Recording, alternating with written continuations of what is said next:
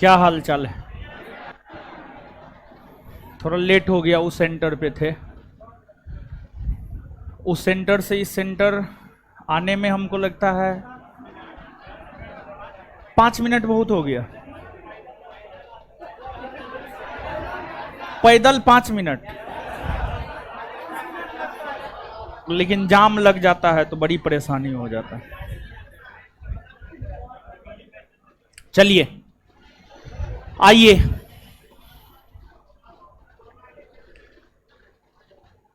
आज का जो टेस्ट है इसमें स्टैटिक है, करंट है और बिहार है। स्टैटिक, करंट और बिहार, ठीक है। आइए, पहला क्वेश्चन।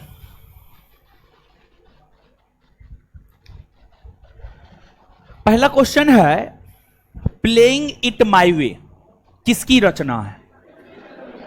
यह भारतीय क्रिकेट इतिहास के, भारतीय क्रिकेट इतिहास ही नहीं बल्कि विश्व क्रिकेट इतिहास के महान क्रिकेटर सचिन तेंदुलकर की आत्मकथा है playing it my way. Playing it my वे।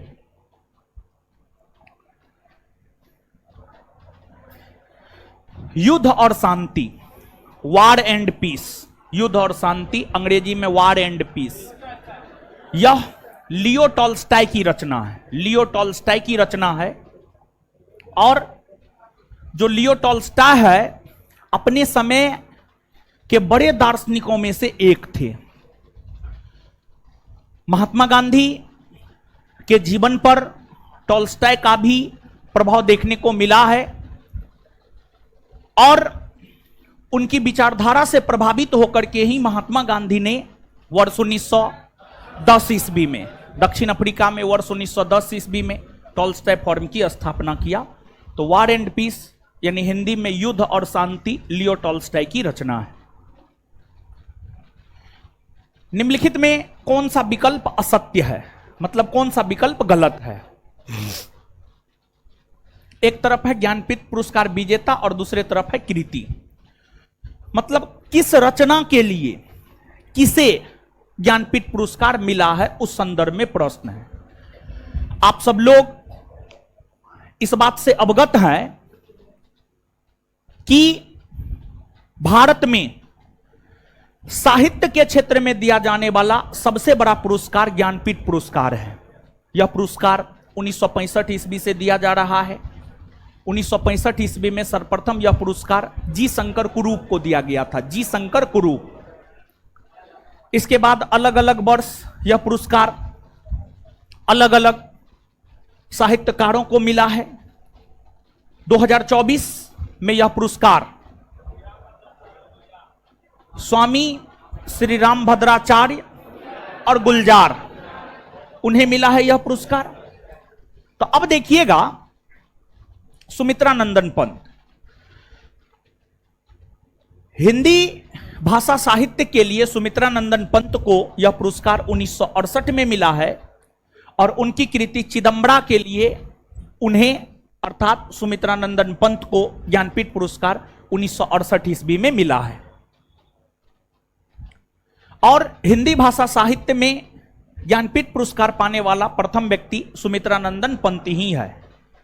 और सामान्य तौर पर भारतीय संविधान की 8वीं अनुसूची में जो 22 भाषा को राजभाषा का दर्जा दिया गया है, उन 22 भाषाओं में से ही किसी एक भाषा में साहित्य के क्षेत्र में सर्वश्रेष्ठ योगदान को लेकर यह पुरस्कार सामान्यतः दिया जाता है।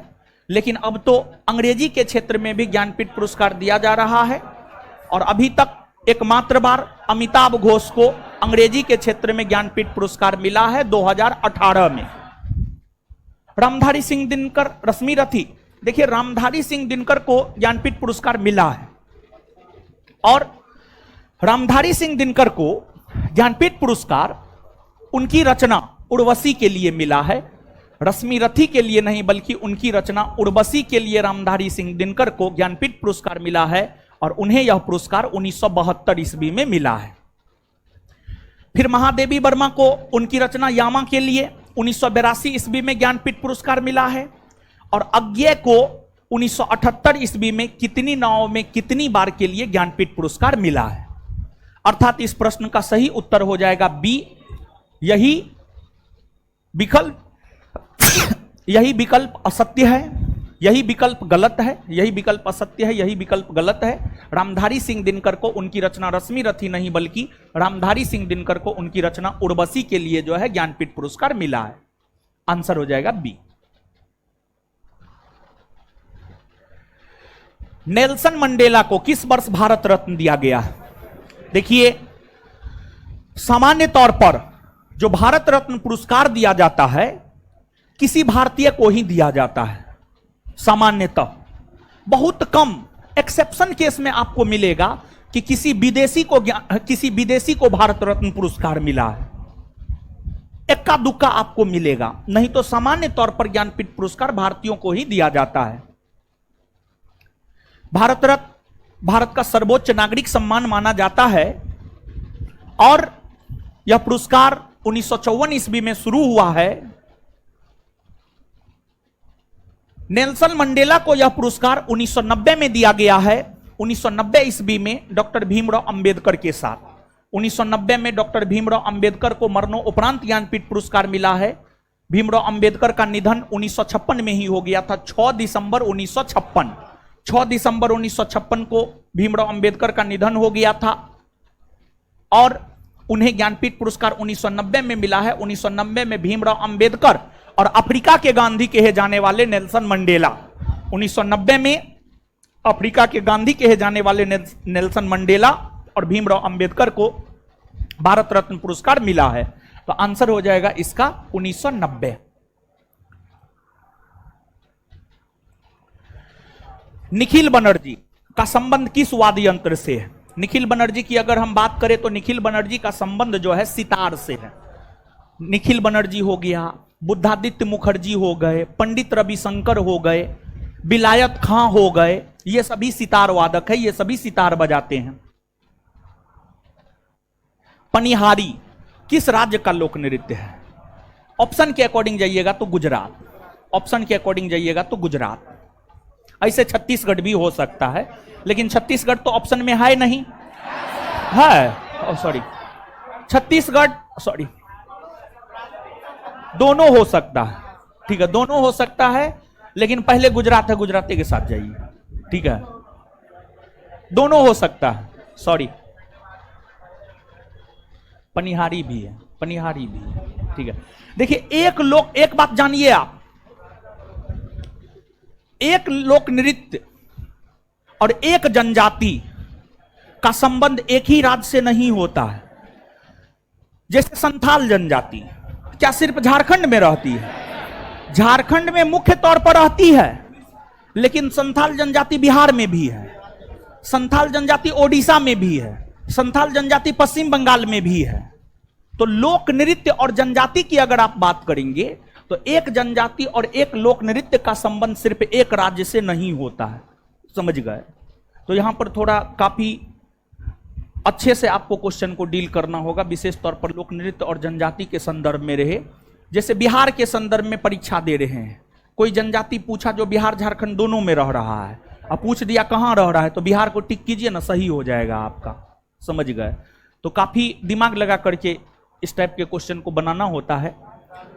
केंद्रीय तंबाकू अनुसंधान संस्थान, जो तंबाकू अनुसंधान संस्थान है, यह राजमुंदरी में है, राजमुंदरी में है, आंध्र प्रदेश के राजमुंदरी में है। और भारत में अगर तंबाकू की बात करें तो भारत में तंबाकू लाने का श्रेय किसे जाता है? पुर्तगाली ना। मुगल काल में तंबाकू का प्रचलन किसने किया? जहांगीर ने। और बंद भी कौन किया था? आए खाते हैं ना आप लोग?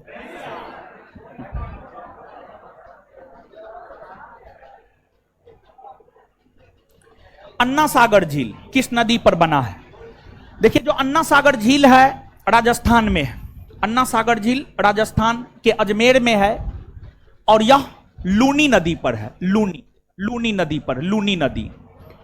और लूनी नदी की हम लोग बात करें तो आप सब लोग जानते हैं जो लूनी नदी है राजस्थान के अरावली पहाड़ी से निकलती है और कच्छ के रण में जाकर लुप्त हो जाती है। और इस नदी का जो पानी होता है खारा होता है, जिस वजह से इसे लमन नदी भी कहा जाता है। और यह एक ऐसी नदी है जो समुद्र तक नहीं पहुंच पाती है। लूनी नदी एक ऐसी नदी है जो समुद्र तक नहीं पहुंच पाती है, कच्छ के रण में विलुप्त हो जाती है। हाँ, सही बात है। शालीमार बाग का निर्माण किस मुगल शासक ने करवाया था? देखिए, जो शालीमार बाग है, शालीमार बाग श्रीनगर में है, जम्मू कश्मीर के श्रीनगर में है। इसका निर्माण 1619 ईस्वी में मुगल बादशाह जहांगीर के द्वारा करवाया गया था। मुगल बादशाह जहांगीर ने 1619 ईस्वी में श्रीनगर में शालीमार बाग का निर्माण किया था।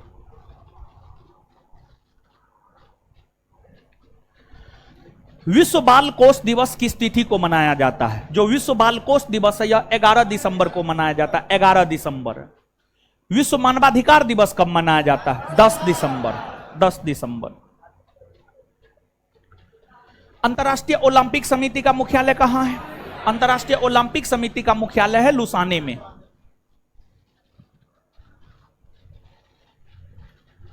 विश्व बौद्धिक संपदा संगठन की स्थापना कब हुई है? विश्व बौद्धिक संपदा संगठन की स्थापना 1967 ईस्वी में हुई है और इसका मुख्यालय जेनेवा में है। इसका मुख्यालय जेनेवा में है। आंसर में संभवतः, ऑनलाइन वालों के लिए बोल रहे हैं, आंसर में संभवतः ए दे दिया है, इसका सही उत्तर बी होगा जो बताए।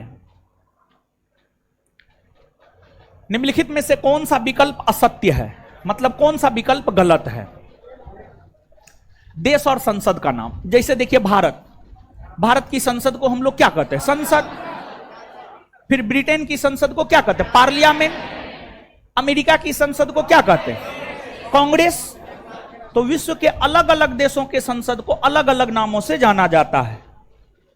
इजराइल के संसद को खुरल नहीं, इजराइल के संसद को कहते हैं नेसेट। इजराइल के संसद को क्या कहते हैं? नेसेट।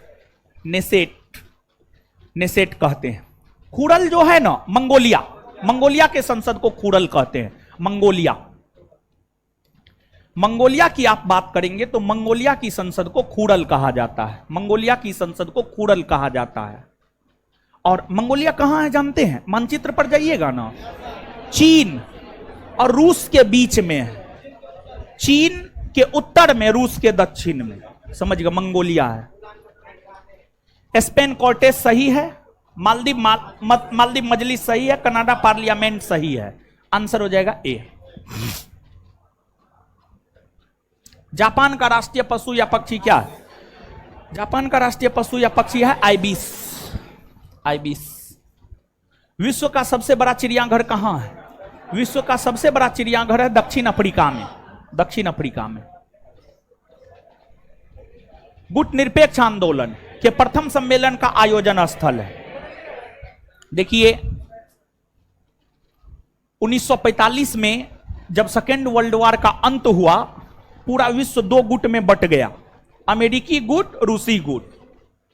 लेकिन 1945 के बाद विश्व के कई देश स्वतंत्र हुए। तो विश्व के कई देश जब स्वतंत्र हुए तो वो ना अमेरिकी गुट में शामिल हुआ और ना रूसी गुट में शामिल हुआ, बल्कि वे अपने आप को तटस्थ रखा, मतलब अलग रखा।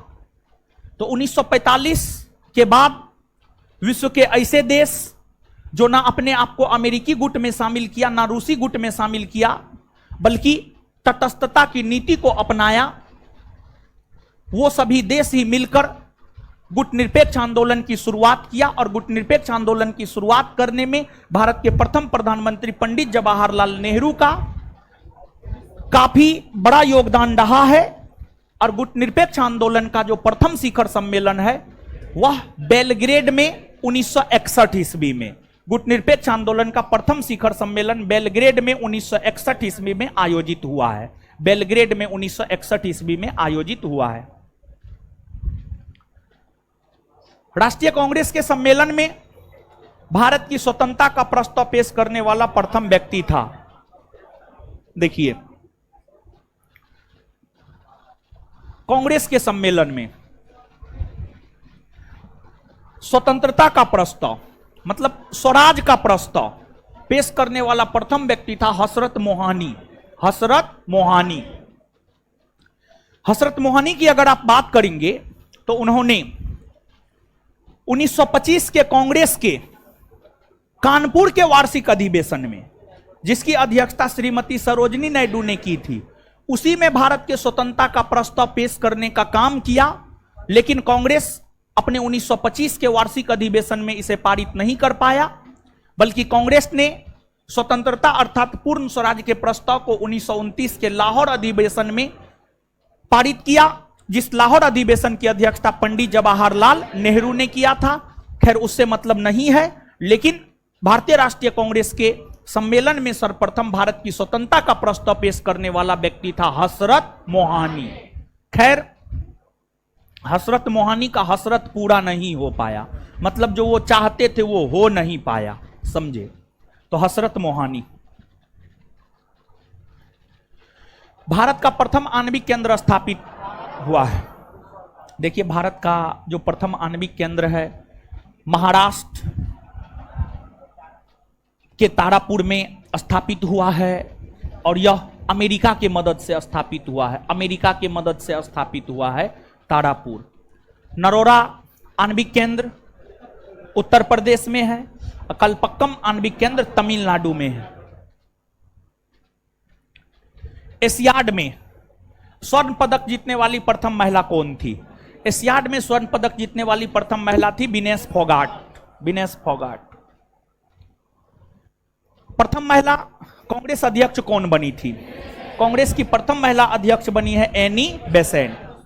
एनी बेसेंट ने 1917 के कांग्रेस के कोलकाता में हो रहे वार्षिक अधिवेशन की अध्यक्षता की है। 1917 में कांग्रेस के कोलकाता में हो रहे वार्षिक अधिवेशन की अध्यक्षता की है, और ये आयरलैंड की रहने वाली थी। आयरलैंड की रहने वाली थी। वही एनी बेसेंट के बाद कांग्रेस के वार्षिक अधिवेशन की अध्यक्षता करने वाली महिला सरोजिनी नायडू है, जो 1925 के कांग्रेस के कानपुर अधिवेशन की अध्यक्षता की है, और यह कांग्रेस के वार्षिक अधिवेशन की अध्यक्षता करने वाली प्रथम भारतीय महिला है। प्रथम भारतीय महिला है। और एक और महिला है जो कांग्रेस अधिवेशन की अध्यक्षता की है, उसका क्या नाम है? नलिनी सेन। तीन महिला कांग्रेस अधिवेशन की अध्यक्षता की है, एनी बेसेंट, सरोजिनी नायडू और नलिनी सेन गुप्ता। नलिनी सेन गुप्ता ने कांग्रेस के किस वार्षिक अधिवेशन की अध्यक्षता की? 1933 कोलकाता। 1933 कोलकाता। ये दोनों तो जाने ही। तीसरी नलिनी सेन गुप्ता है जो 1933 के कांग्रेस के कोलकाता अधिवेशन की अध्यक्षता की है। सर्किट कप का संबंध किस खेल से है? देखिए जो सर्किट कप है, सर्किट कप का संबंध है गोल्फ से। गोल्फ से है।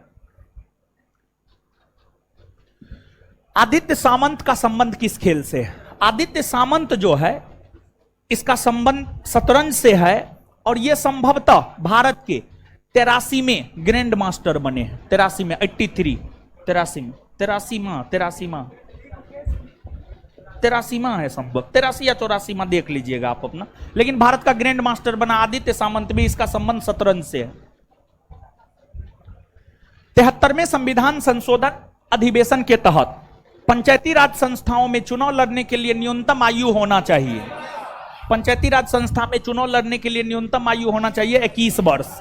21 वर्ष, समझ गए। और फिर लोकसभा विधानसभा चुनाव लड़ने के लिए 25 वर्ष, और फिर राज्यसभा विधान परिषद का चुनाव लड़ने के लिए 30 वर्ष, राष्ट्रपति उपराष्ट्रपति राज्यपाल बनने के लिए 35 वर्ष। कौन सी आग्नेय चट्टान नहीं है? सेल अवसादी चट्टान है। कौन सा चट्टान है? अवसादी चट्टान है। संविधान सभा के प्रथम अध्यक्ष कौन थे? संविधान सभा की प्रथम बैठक 9 दिसंबर 1946 को हुई, और इसकी अध्यक्षता सच्चिदानंद सिन्हा ने किया। अर्थात संविधान सभा के प्रथम अध्यक्ष हुए Sachchidananda Sinha. Indian super league 2023-24 football का खिताब किसने जीता है? यह खिताब जीता है मुंबई सिटी ने, और मोहन बागान को हराकर। यह खिताब मुंबई सिटी जीता है मोहन बागान को हराकर। हाल ही में यूनिसेफ ने भारत के लिए नेशनल एम्बेसडर किसे नियुक्त किया है? भारत के लिए नेशनल एम्बेसडर यूनिसेफ ने नियुक्त किया है करीना कपूर को। और देखिए UNICEF, United nation children funds, इसकी स्थापना संभवतः 1946 में हुई है। इसका मुख्यालय न्यूयॉर्क में है। यूनिसेफ अपना ब्रांड एम्बेसडर भारत के लिए नियुक्त किया है करीना कपूर को। लोकसभा चुनाव को देखने के लिए कितने देशों के प्रतिनिधि भारत पहुंचे हैं?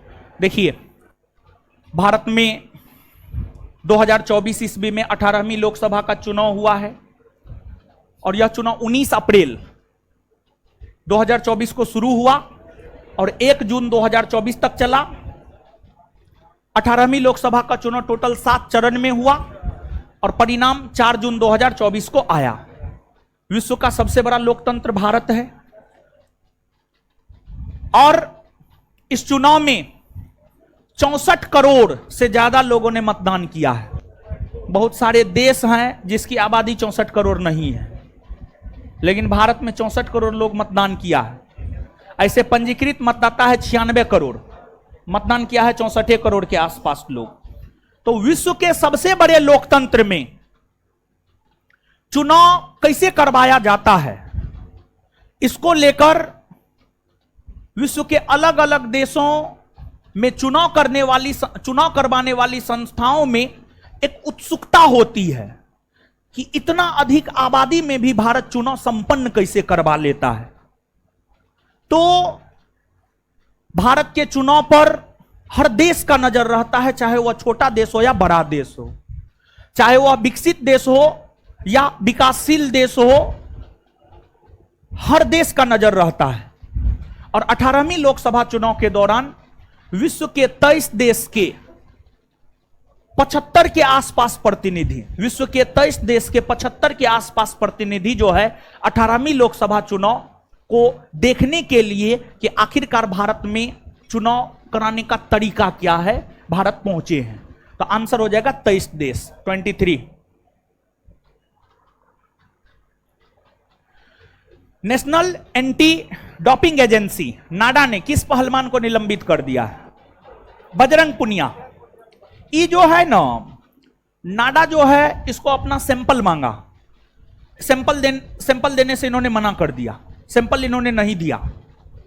तो नाडा ने इन्हें अनिश्चित काल के लिए बैन कर दिया है, बजरंग पुनिया को। बजरंग पुनिया का संबंध कौन खेल से?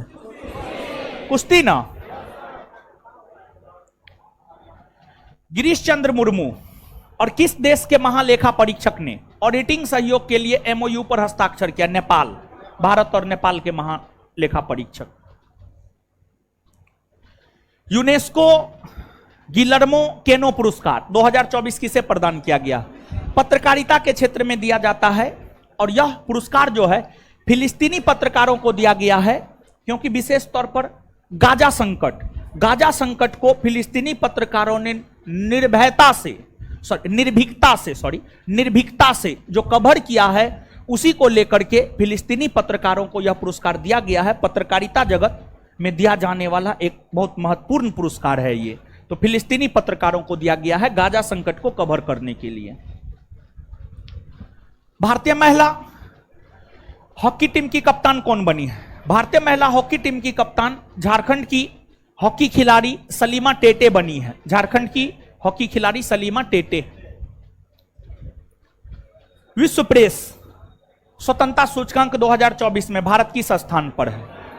देखिए, जो विश्व प्रेस स्वतंत्रता सूचकांक है, यह रिपोर्टर विदाउट बॉर्डर्स नामक संस्था के द्वारा जारी किया जाता है। इसमें यह दिखलाया जाता है कि विश्व के किस देश में पत्रकारिता का हाल क्या है, विश्व के किस देश में पत्रकारिता का हाल क्या है। और भारत में तो पत्रकारिता का बहुत बुरा हाल है, भारत में पत्रकारिता का काफी बुरा हाल है। और भारत का स्थान है 159, 159वां 159। पहला स्थान पर नॉर्वे है, भारत का स्थान 159, एकदम नीचे से है भारत।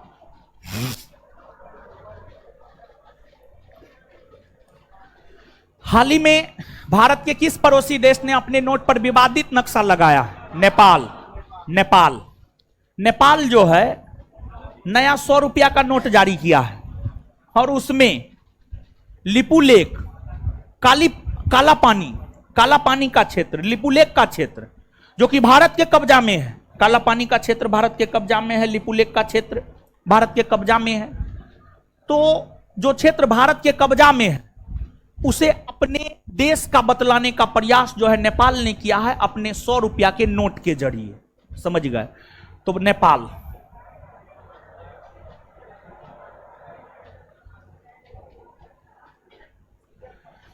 हाल ही में GST, goods and service tax, अपीलीय न्यायाधिकरण के प्रमुख कौन नियुक्त किए गए? संजय कुमार मिश्रा को। संजय कुमार मिश्रा।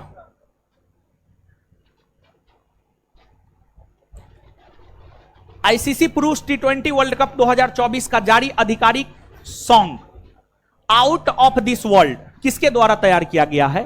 देखिए, आईसीसी टी20 विश्व कप जो अमेरिका और वेस्ट इंडीज में हुआ, यूएसए और वेस्ट इंडीज में ही हुआ है, यूएसए और वेस्ट इंडीज में हुआ है, जिसमें भारत जीता है। किसको हराकर जीता है? South Africa. Bharat south Africa को हराकर जीता है। तो उसका आधिकारिक सॉन्ग था out of this world, out of this world. और यह गाना तैयार किया गया है सीन पॉल और सोका, दोनों ने मिलकर तैयार किया है। आंसर हो जाएगा सी, उपरोक्त दोनों। हाल ही में सुप्रीम कोर्ट द्वारा बार एसोसिएशन कमेटी में महिलाओं के लिए कितने प्रतिशत सीटें आरक्षित की गई? 33%। 33%। कांस फिल्म महोत्सव में, कांस फिल्म महोत्सव किस देश का फिल्म महोत्सव है? फ्रांस का ना। फिल्म जगत का फ्रांस का सबसे बड़ा महोत्सव कांस फिल्म महोत्सव है और इसमें मेरिल स्ट्रीप नामक अभिनेत्री को मानद पाम डीआर पुरस्कार दिया गया है। Meryl Streep. भारतीय मूल की कौन सी अंतरिक्ष यात्री तीसरी बार अंतरिक्ष की यात्रा करने जा रही है? सुनीता विलियम्स। भारत का पहला स्वदेशी बॉम्बर मानव रहित विमान FWD 2000B का अनावरण कहां किया गया? बेंगलुरु में। थॉमस कप और उबेर कप 2024 का खिताब किस देश ने जीता? चीन ने। और ये दोनों कप का संबंध है बैडमिंटन से। थॉमस कप पुरुषों के बैडमिंटन से संबंधित है और उबेर कप महिला उबेर कप महिला बैडमिंटन से संबंधित है दोनों। और चीन में ही आयोजित हुआ है और चीन ही जीता है। दुनिया में पहली बार किस देश ने AI राजनयिक नियुक्त किया है? यूक्रेन। आर्टिफिशियल इंटेलिजेंस AI का फुल फॉर्म होता है। भारत का पहला खगोल पर्यटन अभियान नक्षत्र सभा किस राज्य के पर्यटन विभाग के द्वारा शुरू किया गया? उत्तराखंड। उत्तराखंड के द्वारा शुरू किया गया, उत्तराखंड। हाल ही में स्कूल ऑन व्हील्स परियोजना का उद्घाटन किस राज्य में किया गया? मणिपुर में। विश्व एथलेटिक्स दिवस कब मनाया जाता है? 7 मई। 7 मई को। बिहार खेल विश्वविद्यालय का मुख्यालय कहां प्रस्तावित है? राजगीर में। राजगीर में। वहां पर एक अंतरराष्ट्रीय स्टेडियम भी बन रहा है, क्रिकेट ना, क्रिकेट स्टेडियम बन रहा है। नीतीश कुमार उधरे के न है हो, वहीं के हैं। हाँ, तो बुढ़ारी में अपना जाएंगे क्रिकेट देखने, बना लिए हैं बगल में। हाल ही में चर्चा में रहा केसरिया बौद्ध स्तूप बिहार के किस जिले में स्थित है? पूर्वी चंपारण में। पूर्वी चंपारण में।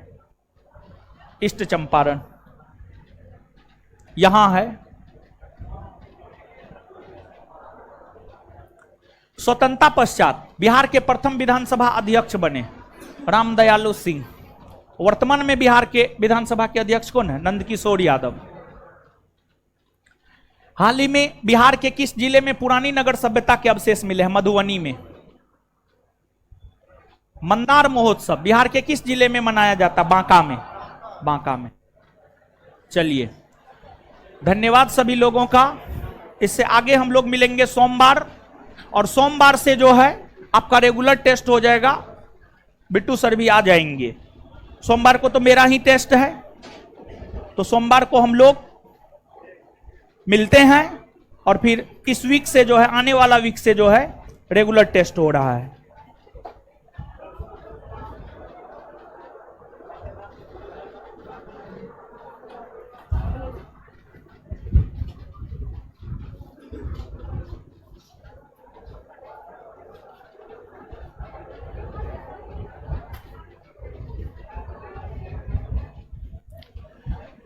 हा हा हा हा हा।